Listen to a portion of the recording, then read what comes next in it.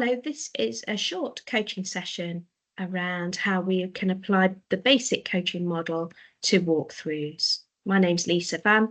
I'm the early career lead here at Flying High Partnership. And so in this session, we're going to create a reminder of the instructional coaching approach, recap on the basic coaching model, and share an exemplar of basic in the classroom.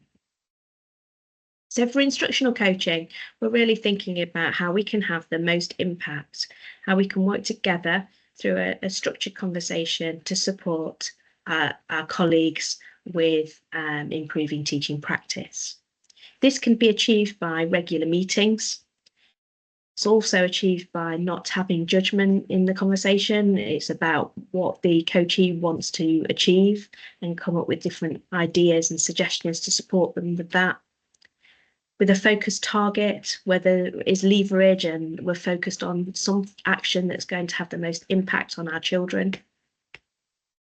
The coach with instructional coaching can offer advice and options. You may have experienced other coaching where that's not been the case. And therefore you can work together and plan together to achieve goals and aims.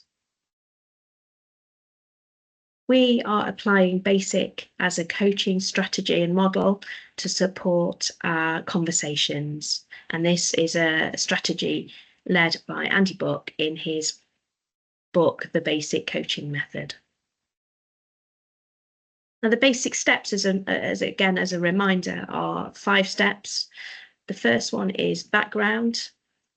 This is where you would establish what's happening in your coaching conversation. The second one is an aim. So what is it that would like to be achieved? S is for strategy. What are the different options that are available? I is for implementation. What specific action are you therefore going to take? And finally, commitment is the commitment of when this might happen. So very much practical steps, but also the commitment of the people or person involved to follow this into action.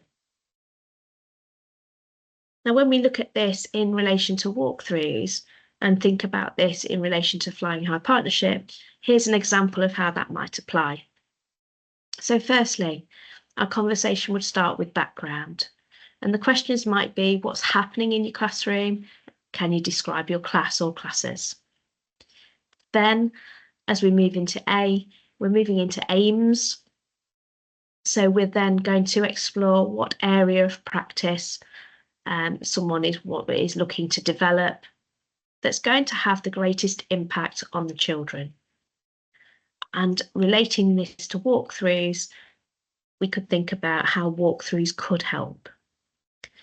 As we move into strategies, we then can think about the different teaching and learning strategies that could be applied to solve the issue that you've raised.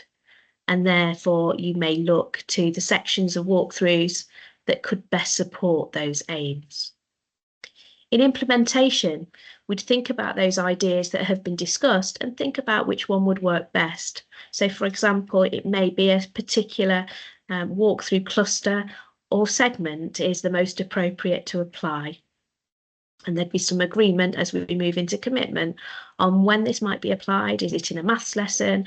Is it for a literacy lesson, for example? And which strategy we're going to use and how we're going to feed that back as we move forwards. Particularly thinking about how to establish this as part of teaching routine.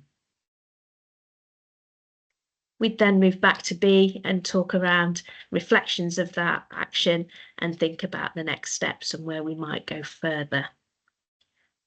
So, for example, we may apply some of the walkthrough strategies.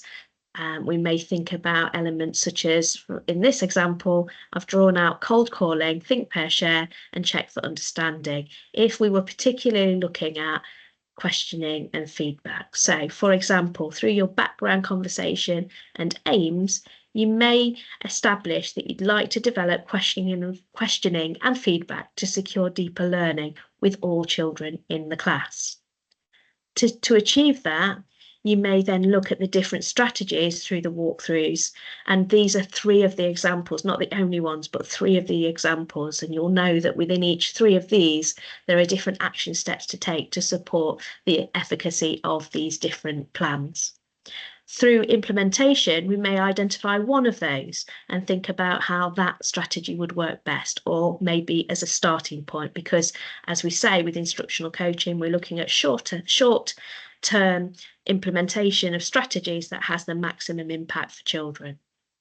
So, for example, we may identify that we'd like to focus on cold calling. And then through our commitment, we think about when we could try this and what the actions might need to be. So, for example, with cold calling, how would we plan that for a particular session? Is there a particular subject area where that's most relevant, particular time of day when that might need to happen? And that would come back to drawing on the conversation from the background and aims of how you've come about establishing this. The commitment then would bring together some actions for to take forward in the classroom, and then you'd continue that with that feedback cycle of coming back and discussing that and reviewing that as you move forwards.